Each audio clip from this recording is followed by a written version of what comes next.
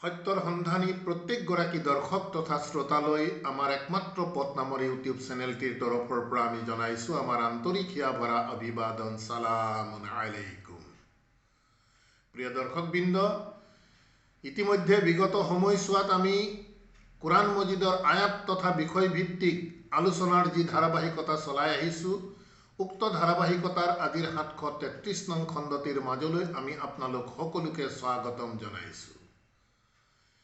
প্ৰিয় দৰ্শকবৃন্দ, আল্লাহৰ এই কিতাপ যেহেতু সত্যৰ ওপৰত প্ৰতিষ্ঠিত, একমাত্ৰ সত্য যদি আমি সন্ধান কৰিব বিচাৰোঁ তেন্তে আহক আল্লাহৰ কথাৰ মাজলৈ।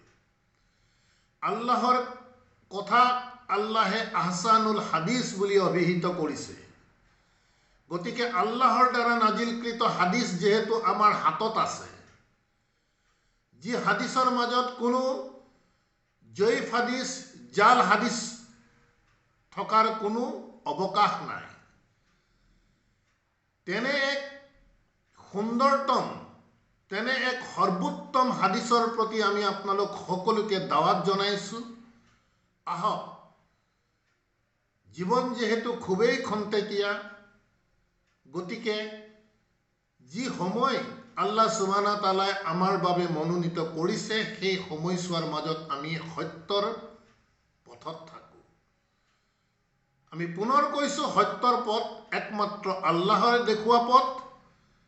সত্য জীৱন ব্যৱস্থা একমাত্ৰ আল্লাহৰ দ্বাৰা মনোনীত জীৱন ব্যৱস্থা। ইয়াৰ বাহিৰৰ পৃথিৱীত বিভিন্ন ধৰণৰ বহুতো ধৰ্মীয় কথা বতৰাই গৰিষ্ঠ সংখ্যক মানুহক আগুৰি আছে। যুগে যুগে কালে কালে আমি যি ধৰ্মীয় বেষ্টনীৰ মাজত সোমাই পৰিলোঁ, সেই ধৰ্মীয় বেষ্টনীয়ে আমাক এই কোৰআন মজিদৰ পৰা বহুদূৰ আঁতৰাই ৰাখিছে। কোৰআন মজিদ আমি নাজানো, কোৰআন মজিদক আমি অপমান কৰি আছোঁ। জীৱিত মানুহৰ পথৰ নিৰ্দেশনা হিচাপে দেখুওৱা কোৰআন মজিদক আমি মৃত লোকৰ নাজাতৰ বাবে ব্যৱহাৰ কৰিছোঁ। একো বুজি নোপোৱাকৈ আমি সবাবৰ আশাত আমি কোৰআন মজিদ খতম কৰি আছোঁ। এই শিক্ষা আমাক কোনে দিছে? যুগে যুগে কালে কালে চলি অহা এই ধৰ্মীয় পৰিবেষ্টনীয়ে আমাক এনেধৰণৰ শিক্ষা দিছে, যিসমূহ শিক্ষা প্ৰকৃততে কোৰআন বিৰোধী, কোৰআনৰ পৰিপন্থী শিক্ষা। সেয়েহে প্ৰিয় দৰ্শকবৃন্দ, আমাৰ একমাত্ৰ লক্ষ্য আৰু উদ্দেশ্য হৈছে যে সমাজত সত্য প্ৰচাৰিত হওক, সত্যৰ আধাৰত এখন সুস্থ তথা সবল সমাজ গঢ়ি উঠক, সত্যৰ আধাৰত একোজন মানৱ সম্পদৰ গঢ় লৈ উঠক। আৰু এই উদ্দেশ্য আগত ৰাখিয়ে আল্লাহ সুবহানাহু ওয়া তাআলাই আমাৰ মাজলৈ এই কোৰআন মজিদ প্ৰেৰণ কৰিছে। কিন্তু অতি দুৰ্ভাগ্যৰ বিষয়, আজি আমাক যিসকলে ধৰ্মীয় দিশত পথ দেখুৱাই লৈ গৈ আছে, তেনে লোকসকল কোৰআন মজিদৰ পৰা নিজেই বহুদূৰ আঁতৰি আছে। সেয়েহে কোৰআন মজিদৰ শিক্ষা আমাক নিদিয়ে, দিয়ে মাথো মানুহৰ দ্বাৰা সংকলিত, মানুহৰ দ্বাৰা ৰচিত কিতাপৰ যি দৰ্শন, সেই দৰ্শনেৰে আমাক এক কঠিন ধৰ্মীয় পৰিবেষ্টনীৰ মাজত সোমোৱাই ৰাখিছে। সেয়েহে প্ৰিয় দৰ্শকবৃন্দ, আমি আশা ৰাখিছোঁ যিসকলে প্ৰকৃততে আল্লাহৰ ওপৰত বিশ্বাসী, অদৃশ্যৰ ওপৰত বিশ্বাসী, সত্যৰ সন্ধানী, তেনে লোকসকলৰ বাবেহে প্ৰকৃততে কোৰআন মজিদ, তেনে লোকসকলৰ বাবেহে প্ৰকৃততে আমাৰ দ্বাৰা প্ৰচাৰ কৰা এই ভিডিঅ'সমূহ। গতিকে প্ৰিয় দৰ্শকবৃন্দ, প্ৰতিদিনৰ দৰে আজিও আমি আপোনালোকক আহ্বান জনাইছোঁ, আহক কোৰআন মজিদ আমি বুজি পঢ়াৰ চেষ্টা কৰোঁ। কোৰআন মজিদৰ কথা বতৰাৰ প্ৰতি আমি সমৰ্পিত হওঁ, কিয়নো আল্লাহৰ এই কথাৰ প্ৰতি যিয়ে সমৰ্পিত হ'ব পাৰিব, তেনে লোককহে আল্লাহ সুবহানাহু ওয়া তাআলাই মুছলিম বুলি অভিহিত কৰিছে।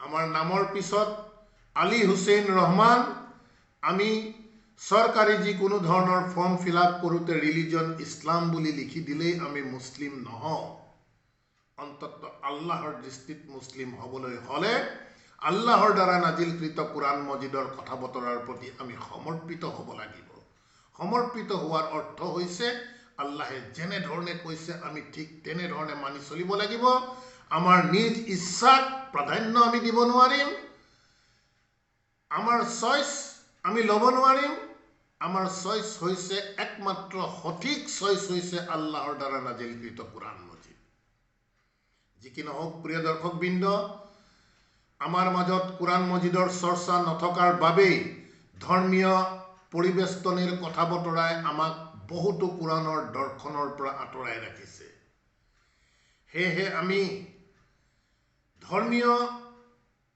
কথা বতৰাই আমাক যি শিক্ষা দিছে সেই শিক্ষাসমূহ যে কোৰআনৰ পৰিপন্থী বিষয় এই কথা আমি আপোনালোকৰ আগত মুকলি কৰাৰ প্ৰয়াস কৰি আহিছো ইনশাআল্লাহ আগলৈও কৰি যাম আমাৰ নিজৰ কথাৰে নহয় আল্লাহৰ দ্বাৰা নাজিলকৃত কোৰআন মজিদৰ কথাৰে আমাক ধৰ্মীয় পৰিভাষায় শিকাইছে যে আমাৰ নবী সালামুন আলা মুহাম্মদৰ ওপৰত এই কোৰআন নাজিল হৈছে গতিকে এই কোৰআনৰ যি শৰীয়ত সেই শৰীয়ত আৰু আগৰ শৰীয়তৰ মাজত বহুতো পাৰ্থক্য আছে আমাৰ নবী সালামুন আলা মুহাম্মদক ধৰ্মীয় গ্ৰন্থ অনুসৰি মিৰাজলৈ উঠাই লৈ যোৱা হৈছিল সেই মিৰাজত গৈ 5 ওয়াক্ত নামাজ বিভিন্ন ধৰণৰ বাৰ্গেনিং কৰাৰ পাছত 5 ওয়াক্ত নামাজ দিয়াৰ তথ্য ধৰ্মীয় গ্ৰন্থসমূহে আমাক শিকাইছে কিন্তু কোৰআন মজিদৰ দৰ্শন তেনে নহয় কোৰআন মজিদৰ দৰ্শনে আমাক শিক্ষা দিছে যে নূহ আলাইহিস সালাম ইব্রাহিম আলাইহিস সালাম ঈসা আলাইহিস সালাম মুসা আলাইহিস সালাম ইতিমধ্যে যিমান নবী ৰসুলৰ নাম কোৰআন মজিদত আল্লাহে উল্লেখ কৰিছে তেওঁলোকৰ ক্ষেত্ৰত যি দিন যি জীৱন ব্যৱস্থা যি ইসলাম সেই একেই ইসলাম আমাৰ বাবেই প্ৰযোজ্য এই ইসলামৰ মাজত পুৰণি ইসলাম আৰু নতুন ইসলাম বুলি কোনো ইসলামৰ আপগ্ৰেডেশন নাই কিন্তু ধৰ্মীয় শিক্ষাই আমাক এক বিপৰীত শিক্ষা দিছে ইয়াৰ তথ্যই এই কথাবোৰ আমাক দেখুৱাইছে ধৰ্মীয় শিক্ষাই আমাক যি শিক্ষা দিছে যে সালামুন আলা মুহাম্মদক মিৰাজত 5 ওয়াক্ত নামাজ দিয়া গৈছে অৰ্থাৎ আগৰ সকলক তেন্তে নিশ্চিতভাৱে দিয়া নাছিল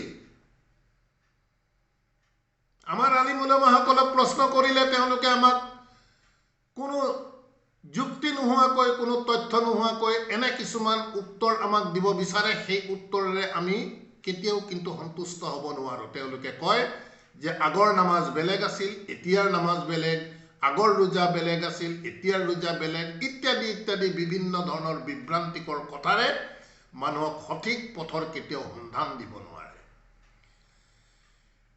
আমি সদায় কৈ আহিছো প্ৰিয় দৰ্শকবৃন্দ কোৰআন মজিদ আমি দাৰ্শনিকভাৱে চাব লাগিব কোৰআন মজিদৰ দৰ্শন হৈছে আল্লাহ সুবহানাহু ওয়া তাআলাই আদম সৃষ্টি কৰাৰ পাছত আমি যি কোৰআন মজিদৰ বাকাৰাত সৃষ্টিৰ যি ইতিবৃত্ত আল্লাহ সুবহানাহু ওয়া তাআলাই আমাক জনাইছে তাৰ পাছত আদমক যেতিয়া আল্লাহ সুবহানাহু ওয়া তাআলাই সাজাৰাৰ কাষলৈ যাবলৈ মানা কৰিছিল কিন্তু শয়তানৰ ওসৱাসত পৰি আল্লাহৰ সেই আদেশ অমান্য কৰাৰ বাবে আমি দেখিছো আল্লাহ সুবহানাহু ওয়া তাআলাই ইবলিস আদম পত্নী সকলোকে আল্লাহে দিয়া স্থানৰ পৰা বিতাড়িত কৰাৰ তথ্য আমাৰ ইয়াত আহিছে তেনে ধৰণে বিতাড়িত কৰাৰ পাছত আল্লাহ সুবহানাহু ওয়া তাআলাই এটি কথা কৈছিল যি কথা কোরআন মজিদৰ 2 নং সূৰা আল বাকাৰাৰ 38 নং আয়াতত আল্লাহ সুবহানাহু ওয়া তাআলা এনে ধৰণে উল্লেখ কৰিছে বিসমি আল্লাহ আৰ ৰহমান আৰ ৰহিম আদম পত্নী আৰু ইবলিসক আল্লাহ সুবহানাহু ওয়া তাআলাই যি বাগিচাত থাকিবলৈ দিছিলে সেই বাগিচাৰ পৰা বিতাড়িত কৰাৰ পাছত আল্লাহ সুবহানাহু ওয়া তাআলাই এনে ধৰণে কৈছিল কুলনা আল্লাহে কৈছে আমি কলো ইহবিতু মিনহা জামিআন ইহবিতু তাৰ মানে উলাই যোৱা আতৰি যোৱা মিনহা জামিআন যি স্থানত থাকিবলৈ দিছিল সেই স্থানৰ পৰা আদম পত্নী আৰু ইবলিসক একেলগে তাৰ পৰা বিতাড়িত কৰি আতৰি যাবলৈ কৈছিল তাৰ পিছত কৈছে ফাইম্মা ইয়াতিয়ান্নাকুম মিন্নি হুদান খুব মন কৰি যাব কথা বতৰাবোৰ প্ৰসংগ আমি উল্লেখ কৰিছো আপোনালোকৰ মাজত আদমে যেতিয়া আল্লাহৰ আদেশৰ অমান্য কৰিছিল তেতিয়া আল্লাহে বিতাড়িত কৰাৰ প্ৰসংগত আল্লাহ সুবহানাহু ওয়া তাআলাই কৈছিল যে তোমালোক সকলোৱে ইয়াৰ পৰা আতৰি যোৱা ফাইম্মা তাৰ পিছত যেতিয়া ইয়াতিয়ান্নাকুম মিন্নি আল্লাহ সুবহানাহু ওয়া তাআলাই কৈছে তাৰ পিছত যেতিয়া ইয়াতিয়ান্নাকুম মিন্নি মোৰ তৰফৰ পৰা তোমালোকলৈ আহিব হুদান পথৰ নিৰ্দেশনা ফামান তাবিয়া হুদায়া গতিকে যিয়ে তাবিয়া হুদায়া মোৰ এই হুদা এই পথৰ নিৰ্দেশনাক যিয়ে ইত্তেবা কৰিব মানি চলিব ফলো কৰিব ফালা খাউফুন আলাইহিম সিহঁতৰ কোনো ভয় নাই ওয়ালা হুম ইয়াহজানুন আৰু সিহঁতৰ কোনো দুৰৱস্থা নহয় গতিকে কোৰানৰ সূৰা বাকাৰাৰ 38 নং আয়াতত আল্লাহ সুবহানাহু ওয়া তাআলা যি হুদান বুলি ক'লে এই হুদানেই আল্লাহ সুবহানাহু ওয়া তাআলা যুগে যুগে কালে কালে মানুহৰ মাজলৈ প্ৰেৰণ কৰি আহি আছে এই হুদানেই হৈছে আল কুৰান এই হুদানেই হৈছে ফুৰকান যেহেতু কুৰানে আমাক কৈছে হুদাল্লিল মুত্তাকিন মুত্তাকিসকলৰ পথৰ নিৰ্দেশনা গতিকে প্ৰিয় দৰ্শকবৃন্দ আমি বুজাৰ চেষ্টা কৰো আহক যে আল্লাহ সুবহানাহু ওয়া তাআলাই যি পথৰ নিৰ্দেশনা মানুহ সৃষ্টি কৰাৰ পাছতেই যি প্ৰাথমিকভাৱে যি পথৰ নিৰ্দেশনা মানুহৰ মাজলৈ প্ৰেৰণ কৰিছিল সেই পথৰ নিৰ্দেশনাই আল্লাহ সুবহানাহু ওয়া তাআলাই যুগে যুগে কালে কালে একেটি দিক আজিলৈকে চলাই আহি আছে আৰু কিয়ামতলৈকে এই হুদানেই প্ৰচলিত হৈ থাকিব আমাৰ ধৰ্মীয় গ্ৰন্থই আমাক যেনে ধৰণৰ শিক্ষা দিছে যে আগৰ নিয়ম আগৰ শৰীয়ত বেলেগ আছিল এতিয়াৰ শৰীয়ত বেলেগ আছিল এনে কথা বতৰাসমূহ কোৰান মজিদে সমৰ্থন নকৰে লা মুবাদ্দিলু কালিমাতিহি তেখেতৰ কথাৰ কোনো পৰিৱৰ্তন নাই গতিকে প্ৰিয় দৰ্শকবৃন্দ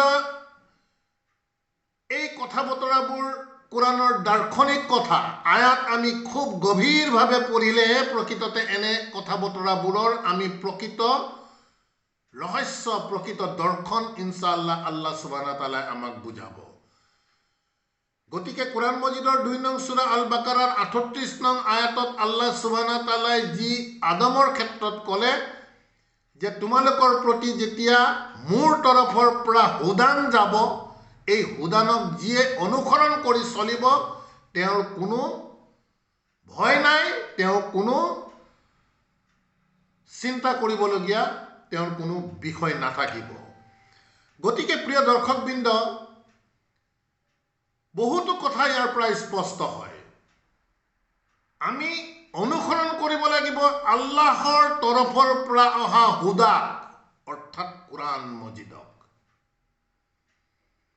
যুগে যুগে কালে কালে যে আল্লাহ সুবহানাহু ওয়া তাআলাই একেখন হুদাকে আদৰ্শগতভাৱে যে আমাৰ মাজলৈ প্ৰেৰণ কৰি আহিছে তাৰ তথ্যৰ বাবে আমি আপোনালোকক লৈ যাব বিচাৰিছোঁ 42 নং সূৰাৰ 13 নং আয়াতটিৰ মাজলৈ। বিভিন্ন সময়ত ইয়াক আল্লাহ সুবহানাহু ওয়া তাআলাই বিভিন্ন নামেৰে নামাকৰণ কৰিছে। তাওৰাত, ইঞ্জিল, ফুৰকান ইত্যাদি গোটেই এই নামবোৰ হৈছে আল্লাহ সুবহানাহু ওয়া তাআলাই প্ৰেৰণ কৰা পথৰ নিৰ্দেশনাৰ বিভিন্ন প্ৰকাৰৰ গুণগত নাম। এই কোৰানেই ফুৰকান। কোৰআন মজিদত আল্লাহ সুবহানাহু ওয়া তাআলা উল্লেখ কৰিছে কোৰআনেই যদি ফুৰকান হয় মুসা আলাইহিস সালামক ফুৰকান দিয়াৰ বিষয়ে আহিছে,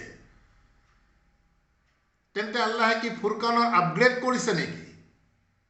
নহয়, একেখন ফুৰকানেই একেখন কোৰআনেই আমাৰ মাজত আল্লাহ সুবহানাহু ওয়া তাআলাই আৰম্ভণিৰে পৰা প্ৰেৰণ কৰিছে। যুগে যুগে কালে কালে আদৰ্শগতভাৱে একেখিনি কথাই প্ৰকৃততে আল্লাহ সুবহানাহু ওয়া তাআলাই মানুহৰ মাজত প্ৰচাৰ কৰি আহি আছে। এই তথ্যৰ বাবে আমি আপোনালোকক লৈ আনিব বিচাৰিছো 42 নং সূৰা আস-সূৰা 13 নং আয়াতত আল্লাহ সুবহানাহু ওয়া তাআলাই কি কৈছে চাওক। আমি ইনশাআল্লাহ খুব ধীৰ হস্তিৰে প্ৰতিটো শব্দ চোৱাৰ বাবে আমি চেষ্টা কৰিম।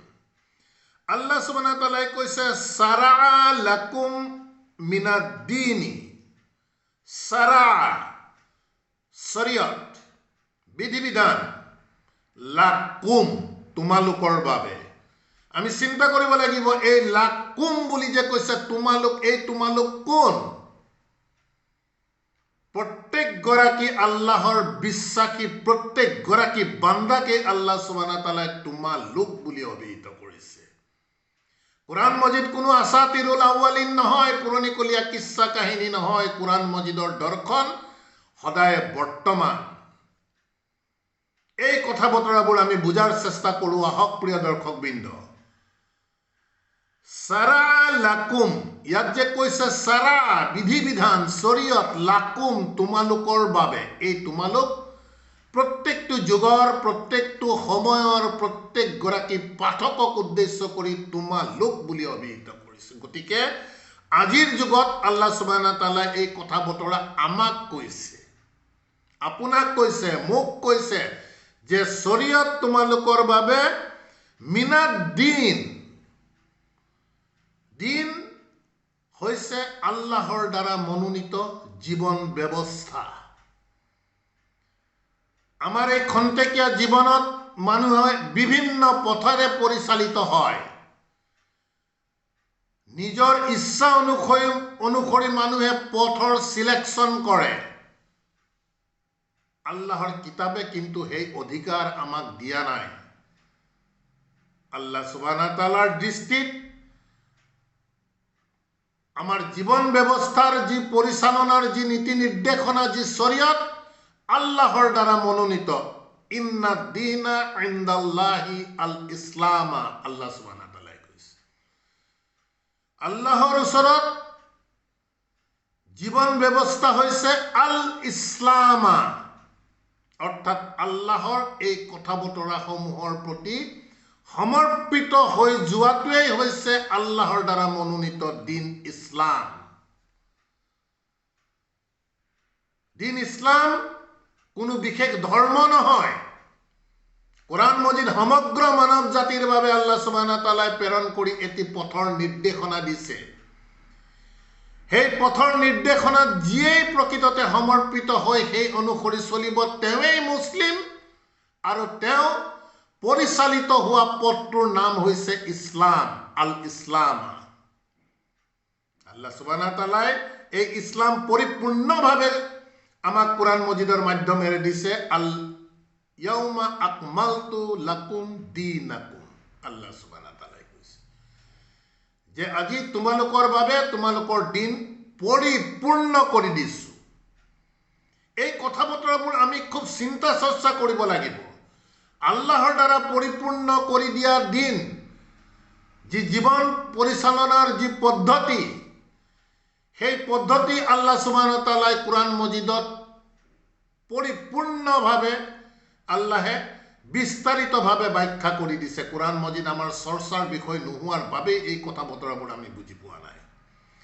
যি কি নহওক আল্লাহ সুবহানাহু ওয়া তাআলাই কৈছে সাৰা'a লাকুম মিনাদ-দীনি, তোমালোকৰ বাবে শৰীয়ত হৈছে মিনাদ-দীনি, আদ-দিন, একদম নিৰ্দিষ্ট কৰিছে। চাওক আলিফ লাম আছে। গতিকে আল্লাহৰ দ্বাৰা মনোনীত যি জীৱন ব্যৱস্থা, সেই জীৱন ব্যৱস্থাৰ পৰাই তোমালোকৰ বাবে শৰীয়ত। মা ৱাছা বিহি নুহান, মন কৰিব, মা ৱাছা বিহি, যি ৱাছিয়ত কৰিছিল, বিহি ইয়াৰ দ্বাৰা, এই শৰীয়তৰ দ্বাৰা, এই কোৰআন মজিদৰ দ্বাৰা, নুহান, যি ৱাছিয়ত কৰিছিল নুহ, ৱাল্লাজি আওহাইনা ইলাইকা, মন কৰক, তোমালোকৰ বাবে শৰীয়ত, এই জীৱন ব্যৱস্থাৰ মাজৰ পৰা তোমালোকৰ শৰীয়ত হৈছে সেইটো মা ৱাছা বিহি, যিটো ওসিয়ত কৰা গৈছিল এই শৰীয়তৰ দ্বাৰা, এই কোৰআনৰ দ্বাৰা, নুহান, নুহক, ৱাল্লাজি, আৰু সেইটোৱে যিটো নুহক ওসিয়ত কৰিছিল, সেই দিন, সেই জীৱন ব্যৱস্থাটোৰ কথা কৈছে। ৱা আল্লাজি, সিংগুলাৰত আছে, মন কৰিব, আল্লাজি না নহয়, আল্লাজি, অৰ্থাৎ আল্লাহৰ দ্বাৰা মনোনীত আদ-দিন, নিৰ্দিষ্ট সেই জীৱন ব্যৱস্থা যিটো কোৰআন মজিদত উল্লেখিত হৈছে। ৱাল্লাজি আওহাইনা, সেই নুহক ওসিয়ত কৰা দিনটোৱেই, আওহাইনা, আমি তোমাক ওহি কৰিছো, আওহাইনা ইলাইকা, আমি তোমাৰ প্ৰতি ওয়াহি কৰিছো। এই তুমি কেৱল সালামুন আলা মুহাম্মদ হৈ থকা নাই, যেহেতু আয়াতৰ আৰম্ভণিত আল্লাহে বহু বচনত কৈছে সাৰা'a লাকুম, তোমালোকৰ বাবে। গতিকে এই তোমালোকৰ মাজত আমি প্ৰত্যেকজন তুমি সোমাই পৰিছো। তোমালোকৰ বাবে শৰীয়ত, জীৱন ব্যৱস্থাৰ মাজৰ পৰা সেইটোৱেই যিটো নুহক ওসিয়ত কৰিছিলো, ৱা আল্লাজি, আৰু সেই শৰীয়তটোৱে আওহাইনা ইলাইকা, তোমাৰ প্ৰতি ওয়াহি কৰিছো। প্ৰত্যেক গৰাকী বিশ্বাসী পাঠকক কৈ আছে, আপোনাক কৈ আছে, মোক কৈ আছে, যদি আমি বিশ্বাস সহকাৰে আল্লাহৰ কিতাপ পঢ়ি আছো। ইয়াত কা সেকেন্ড পাৰ্সন সিঙ্গুলাৰ নাম্বাৰ, গতিকে তুমি নুহক যিটো শৰীয়ত ওয়াসিয়ত কৰিছিলো, এতিয়া আমি তোমাক ওয়াহি কৰিছো, এই তুমি কিন্তু আমাক কৈ আছে। এই কথা বতৰাবোৰ আমি বুজিব লাগিব। ওয়ামা ৱাসাইনা বিহি ইব্ৰাহিমা, মন কৰিব, নুহৰ নাম ললে, তাৰ পিছত কৈছে ওয়ামা, আৰু যিটো ৱাসাইনা বিহি, আমি ওয়াসিয়ত কৰিছিলো, বিহি, এই শৰীয়তৰ দ্বাৰা, ইব্ৰাহিম, ইব্ৰাহিমক একেটা শৰীয়তেই আল্লাহ সুবহানাহু ওয়া তাআলাই ওসিয়ত কৰি দিছিলে। ওয়া মুসা, আৰু মুসা, ওয়া ঈসা, আৰু ঈসা। গতিকে চাৰিজনৰ বিষয়ে আমি ইয়াত নাম পালো, নূহ, ইব্ৰাহিম, মুসা, ঈসা। এওঁলোকক যি শৰীয়ত আল্লাহে ওসিয়ত কৰিছিলে, সেই শৰীয়তে এতিয়া আমাক আল্লাহে ওয়াহি কৰিছে। আৰু এই শৰীয়তৰ মূল দৰ্শনটো হৈছে, আল্লাহে উল্লেখ কৰিছে, ইব্ৰাহিমা ওয়া মুসা ওয়া ঈসা, ইব্ৰাহিম, মুসা আৰু ঈসাক যিটো ওসিয়ত কৰা গৈছিল, যে আকিমু আদ-দিন,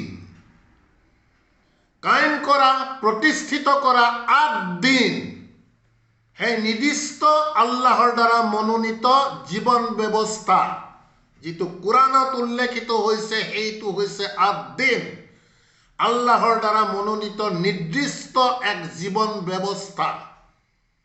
সেই জীৱন ব্যৱস্থাটো আমি কায়েম কৰিব লাগিব আমাৰ জীৱনত। এই হৈছে আকিমিস সালাত। শব্দ একেটাই ব্যৱহাৰ কৰিছে, আকিমু,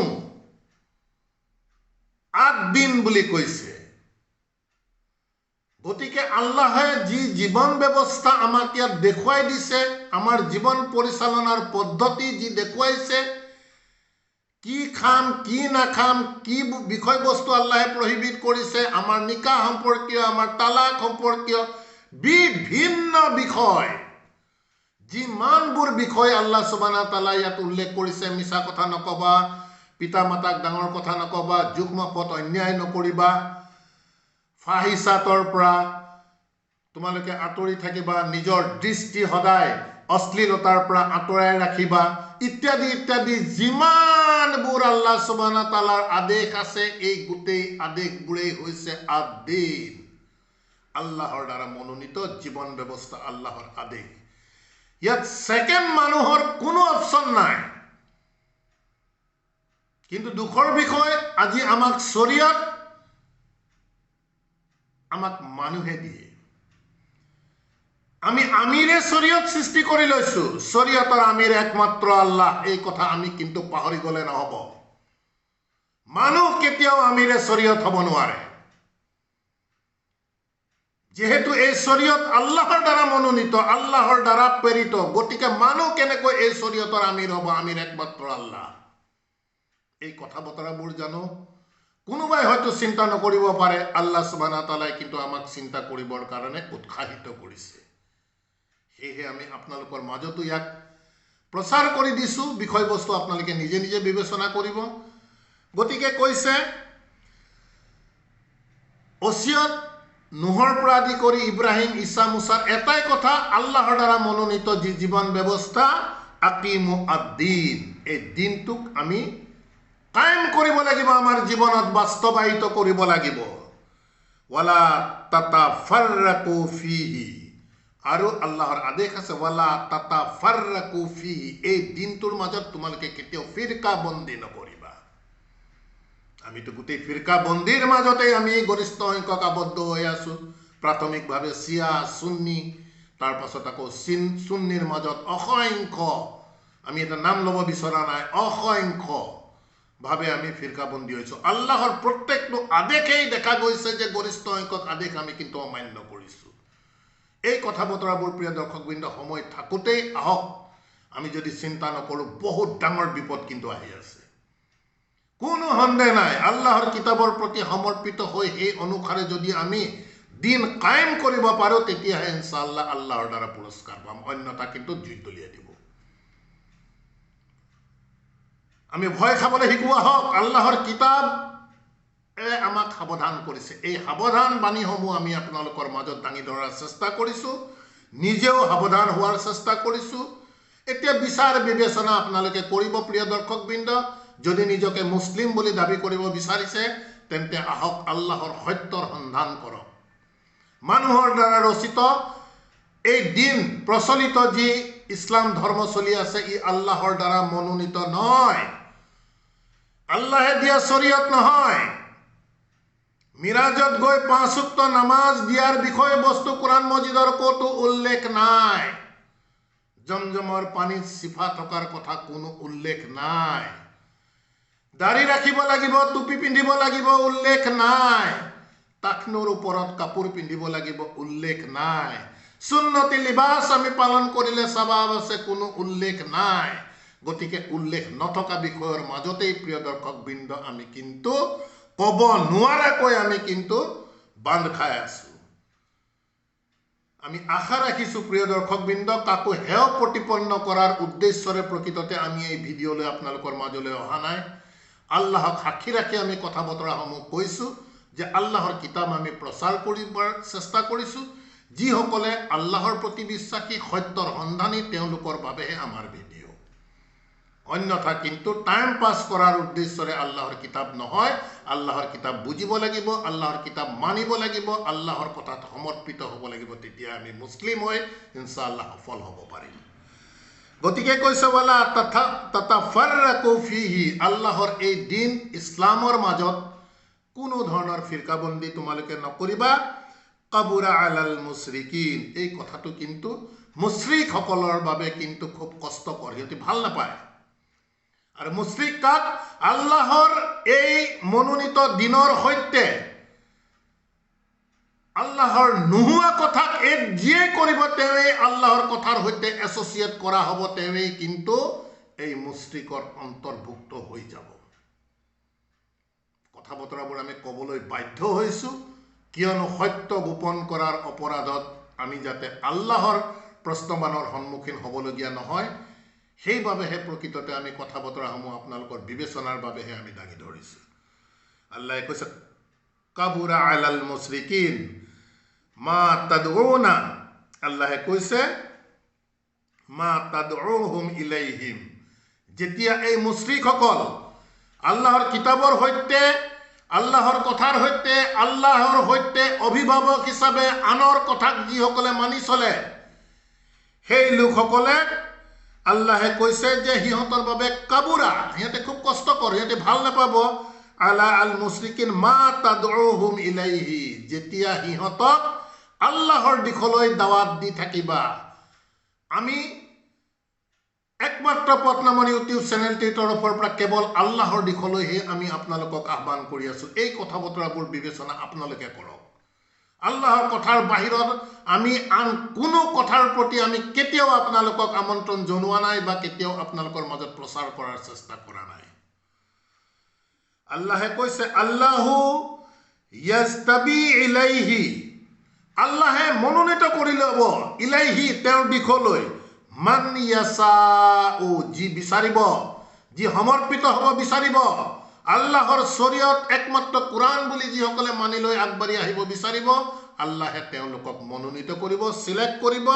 ওয়া ইয়াহদি ইলাইহি, আৰু তেওঁৰ দিশলৈ পৰিচালিত কৰিব মান ইউনিব, যিয়ে প্ৰকৃততে ঘূৰিব আল্লাহৰ এই কথা বতৰাসমূহৰ মাজলৈ। প্ৰিয় দৰ্শকবৃন্দ, বিষয়বস্তুৰ প্ৰসংগৰ আৰু কিছু আলোচনা আছিল, যদিও দুৰ্ভাগ্য আমাক সময় অনুমতি দিয়া নাই। মূল দৰ্শনটো হৈছে যে যুগে যুগে কালে কালে আল্লাহে যি মেছেজ আমালৈ দি আহি আছে, সেই মেছেজৰ দৰ্শন একেটাই, একেখিনি কথাই প্ৰকৃততে আমালৈ আল্লাহ সুবহানাহু তাআলাই প্ৰেৰণ কৰি আহি আছে। গতিকে মাজত ধৰি সালামুন আলা মুহাম্মদৰ নামত যিমান ধৰণৰ মানুহৰ দ্বাৰা, সংকলিত মানুহৰ দ্বাৰা ৰচিত কথা বতৰাবোৰ আহিছে, এই কথা বতৰাসমূহক আল্লাহৰ কিতাবৰ আয়াতে কিন্তু সমৰ্থন নকৰে। আমি আশা ৰাখিম ইনশাআল্লাহ নিৰপেক্ষ দৃষ্টিভংগীৰে আল্লাহৰ কিতাবৰ প্ৰতি সমৰ্পিত হৈ যিয়েই আগবাঢ়ি আহি কথা বতৰাসমূহ চিন্তা কৰিব, তেওঁলোককেই আল্লাহ সুবহানাহু তাআলাই সঠিক পথৰ সন্ধান দিব। আলহামদুলিল্লাহ ৰাব্বি আউযু বিকা মিন হামাজাতিস শায়াতিন ওয়া আউযু বিকা রাব্বি আন ইয়াহদুরুন। রব্বানা আমান্না বিমা আনজালতা ওয়াত্তাবা'না আর-রাসূল ফাকতুবনা মা'আস শাহিদিন ওয়া মা আলাইনা ইল্লাল বালাগ ওয়া মা তাওফীকি ইল্লা বিল্লাহ। সালামুন আলাইকুম।